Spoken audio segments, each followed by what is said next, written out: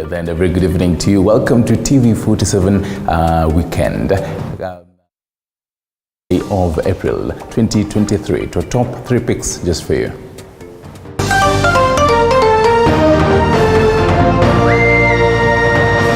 Tonight, 14 more bodies dug out from graves linked to controversial preacher Paul Mackenzie, with human rights bodies saying it could be the biggest massacre Kenya has ever seen. Also tonight, former colleagues of controversial preacher Paul Mackenzie say his cult-like tendencies began in the 90s. Changamoto ilikuja baada ya yeye kuanza kuamrisha wakina mama wasinyoe, watoto wasiende shule. Begging the question, how has he managed to evade authorities?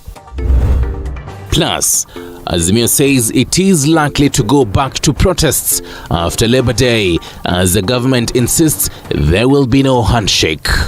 Mimi nawatangazia mimi sitakuwepo katika hiyo mpango ya kuendelea na mambo ya viongozi.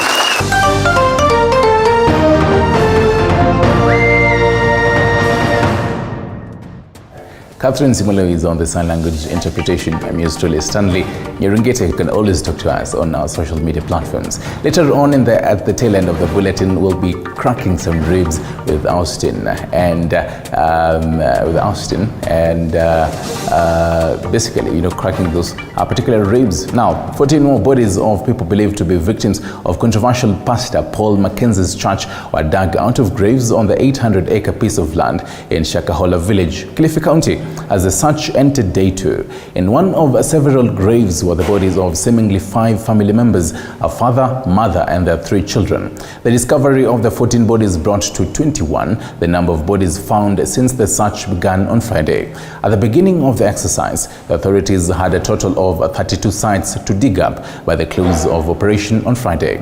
They still had more than 20 left. The Malindi sect leader has been in the limelight for allegedly influencing his followers to fast to death. The preacher was arrested on April 15th, has been in police custody since.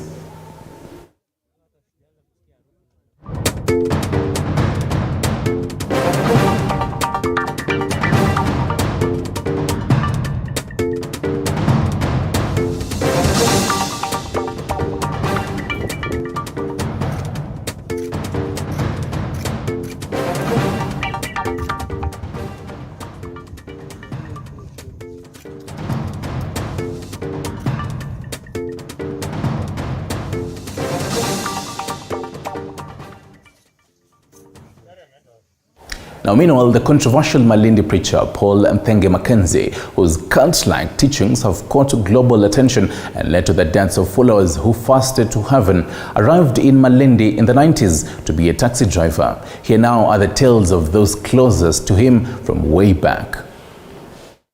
Colleagues who worked with the now controversial preacher as a taxi driver at the Pearl Garden taxis that are near the Malindi police station speak of a naive Mackenzie who at that time in the 90s did not even go to church. Mackenzie's sister, who was married to a foreigner, is the one who brought Mackenzie to Malindi to find ways of making ends meet. Bwana Mackenzie ni mtu ambaye tumefahamikana naye kama miaka 20, zaidi ya miaka 20 ambayo imepita. Paulo alipofika hapa tu alishikanishwa na Sami Nyule ili aonyeshwe mji wa Malindi vile uko na kujua hali ya kazi ya taxi vile inavyoendelea. Na tumekaa naye sana Paulo kwa huo muda kiasi cha kuwa yeye saa hii ni mwenyeji. Japhet Charo, a former colleague who also turned to his follower at his Good News International Ministry Church before abandoning the church, has revealed that initially he liked his teachings until when he began spreading hatred for people not to support Islam. Na bahati mzuri Mackenzie akakuwa pastor. Ilikuwa ni furaha yetu sisi sana kubwa kwa sababu tunajua tuna kijana ambaye tumekaa naye hapa miaka mingi, tunamjua tabia zake nzuri, anapenda kucheka na wenzake. Tukawa tunafurahikia sana kiasi cha kuwa baadhi ya wenzetu wakajiingiza kwenye hiyo kanisa. Charo says his dislike for Mackenzie worsened when he began preaching that people should burn their certificates and children to stop going to school. Sasa kitu ambacho mimi kilikuja kunifanya mpaka nitoke kwa hiyo kanisa, nilianza kusikia mahubiri ya kuingilia dini nyingine kama Waislamu, wana Katoliki, vitu vile. Sasa nikaona kumeanza kuingia siasa katika hiyo kanisa. So upande wangu tayari roho yangu ilikataa. Niliacha bibi hapo na watoto wakiendelea kwa kanisa. Changamoto ilikuja baada ya yeye kuanza kuamrisha wakina mama wasinyoe, watoto wasiende shule, wakigonjeka wasiende mahospitali, na kama uko na certificate yoyote uichome. He said in 2019, after Mackenzie closed his church and said he was done with his ministry, they thought all was over until they heard that people were fasting to death in the Shakahola area of Magarini constituency in Kilifi County. He said the last time Mackenzie visited them at their taxi business area was when he was released on a police bond. Kusema ukweli, Paulo Mackenzie, kuanzia huo wakati sisi tukakuwa na doubt na yeye kabisa. Mpaka hivi visa ambavyo vinasemekana yeye sasa amekuwa anaeka watu huko sijui ni Shakahola na kuwazika wakiwa bado yuko hai, ni kitu ambacho inatushangaza sana. Charo said they were also shocked to hear that the pastor's followers were fasting to death due to his teachings. So far, Mackenzie is being held at the Malindi police station as investigations are ongoing for him to be taken to court to be charged. Gilbert Nalwa, TV47. Let's talk politics now, and insiders in the Azimio coalition have intimated that the opposition will not be holding mass protests next week until next month to wait for the outcome of bipartisan talks slated for Tuesday next week. Insiders say the move came after President William Ruto and Raila Odinga were handed the task of resolving contentious issues which the bipartisan team and Parliament's leadership failed to agree on. Public reports on a day Odinga protested against the Catholic Church. Though no formal declaration has been made on the postponement, coalition insiders now say the mass action expected to take place alongside the talks has been pushed to next month, a sign of goodwill in the ongoing bipartisan engagements until after the Labor Day celebrations.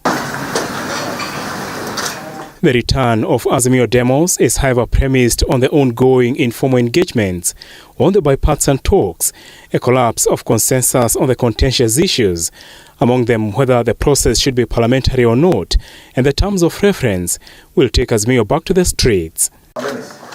Azimio's ceasefire on street protests came after the coalition's minority leadership in Parliament met with their Kenya Kwanza counterparts, who pledged to put on hold their hardline positions and allow President William Ruto and Azimio leader Raila Odinga to solve the sticky issues. Odinga, who has threatened to go back to the streets should the talks fail or hold demos and talks side by side, criticized the Catholic Church on Saturday after Catholic bishops on Thursday this week criticized Azimio for holding violent protests. Odinga in a statement said, and I quote, "We however do not agree with the Church's characterization of the public protests that Azimio has been leading as violent, unconstitutional or uncalled for."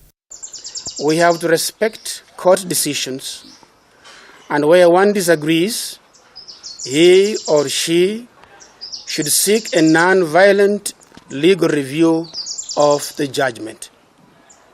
This is the only way we can preserve the integrity and unity of our beloved country.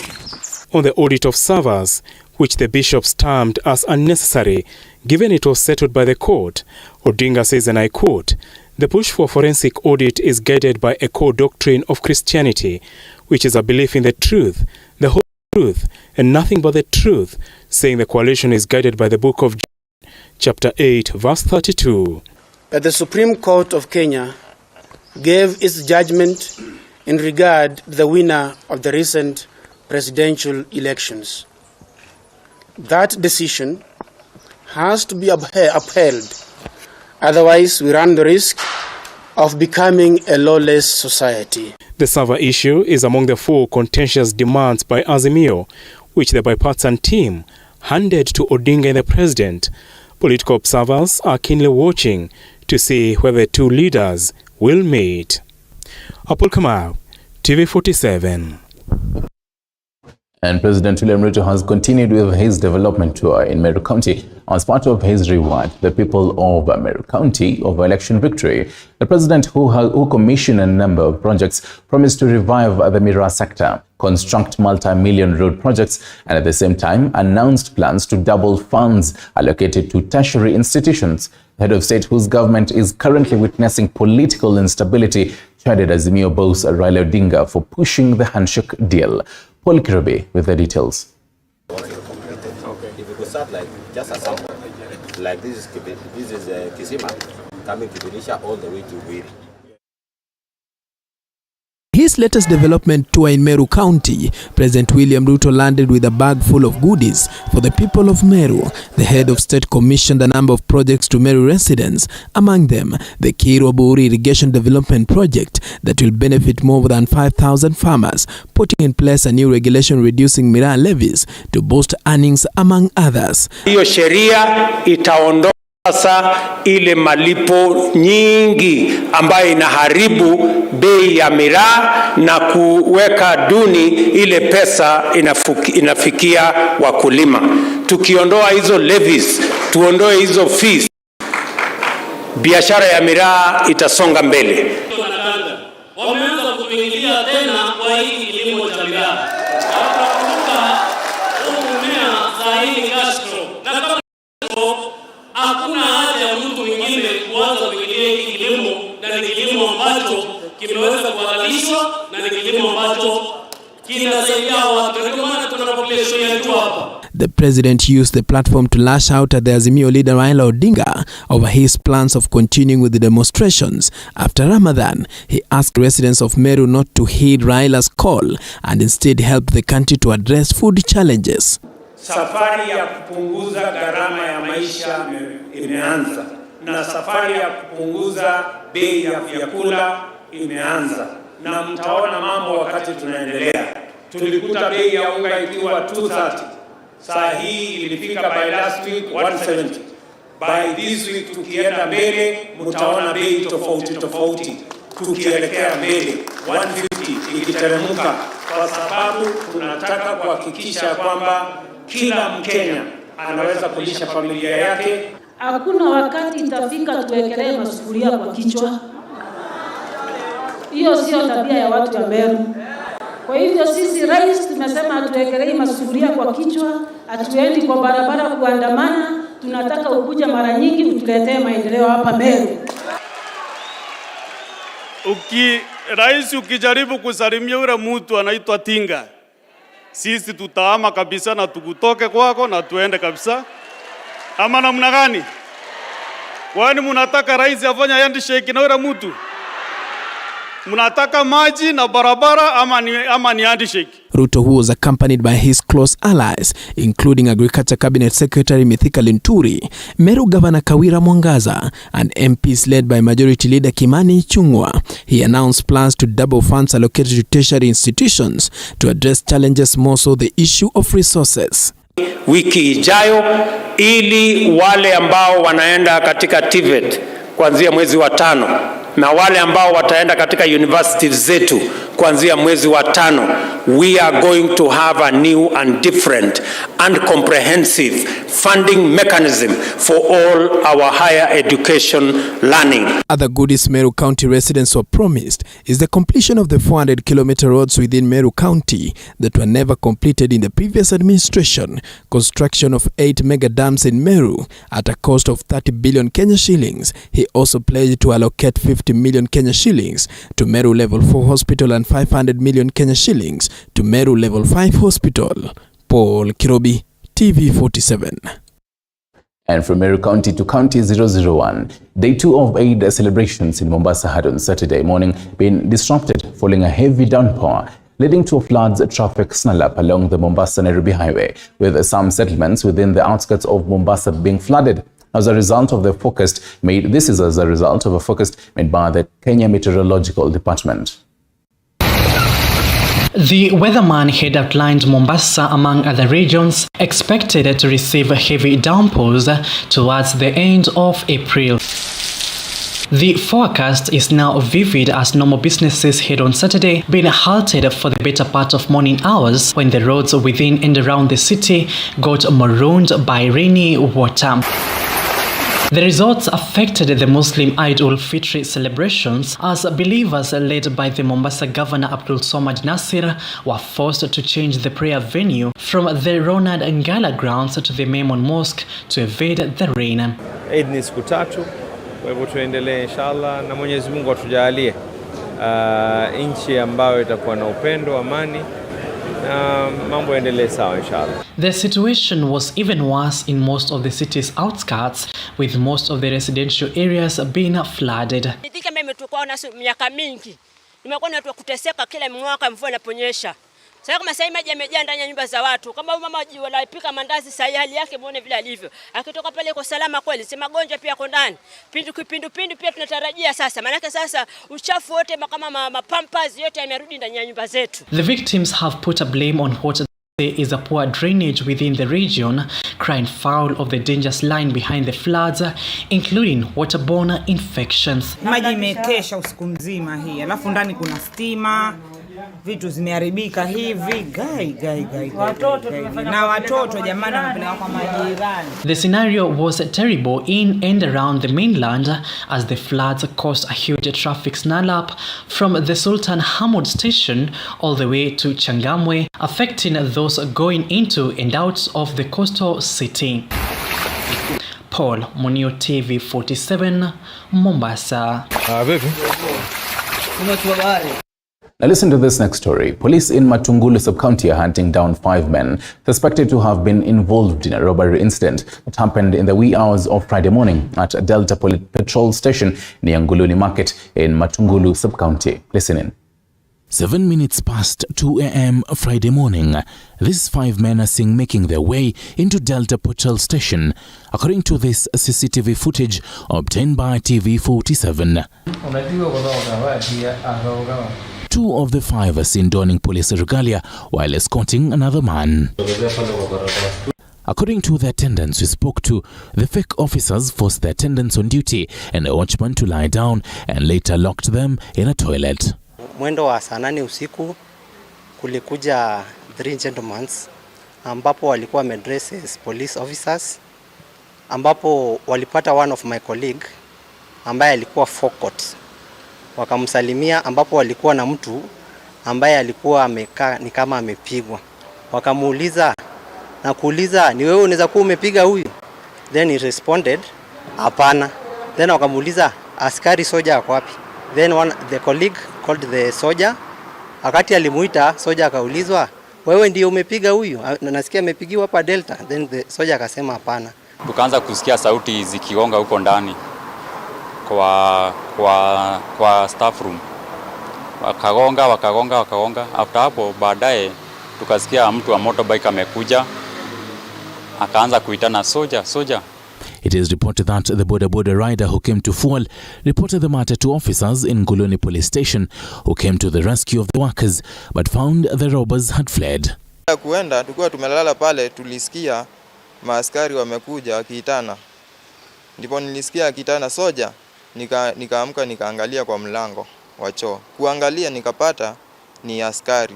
Ndipo huyo askari alitufungulia mahali tulikuwa tumefungiwa. Responding via phone, Machakos Police Commander Joseph Olenapian noted that the efforts of the robbers to steal proved futile, further refuting claims that the robbers could have been police officers.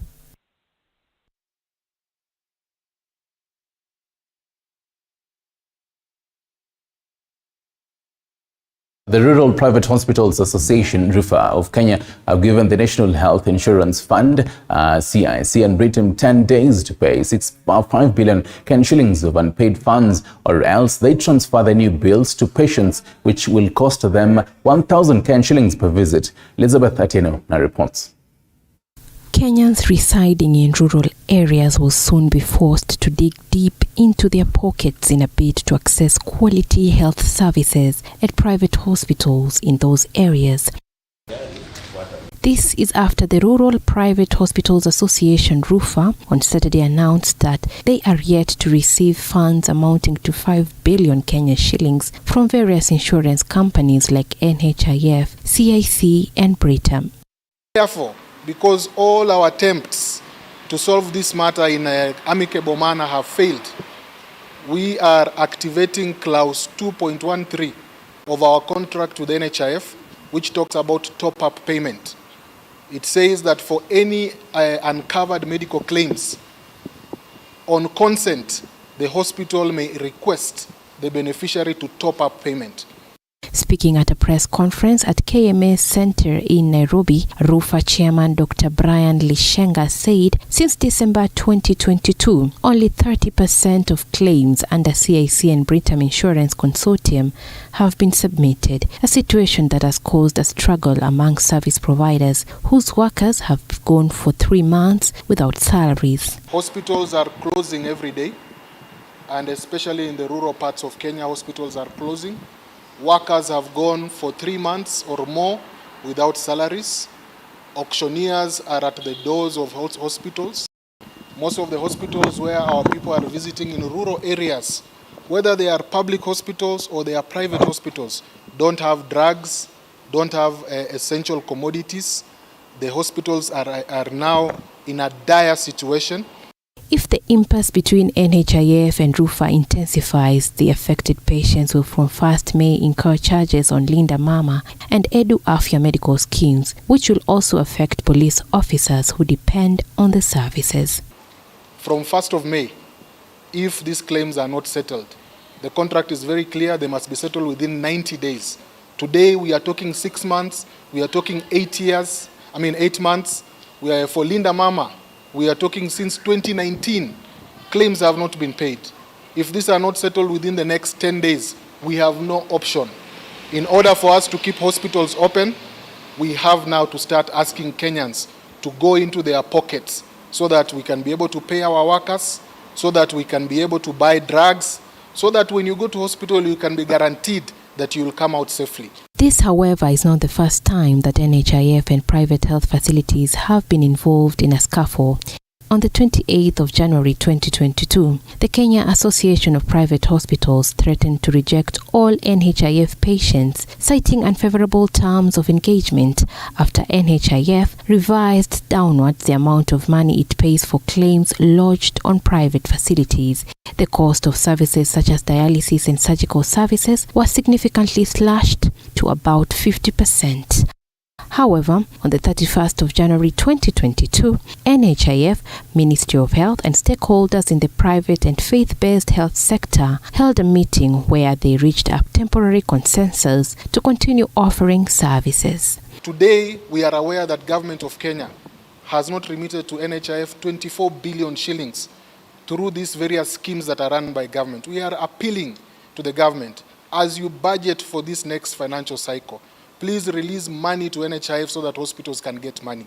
The National Health Insurance Fund, NHIF, appears to be experiencing its fair share of troubles. As of January this year, NHIF membership in the country stood at 15.4 million, with only 6.7 million active members and 8.8 million members being dormant, forcing the agency to miss 90.7 billion Kenya shillings on premiums. On the 4th of April this year, President William Ruto stated that the government has commenced plans to reduce the cost paid to NHIF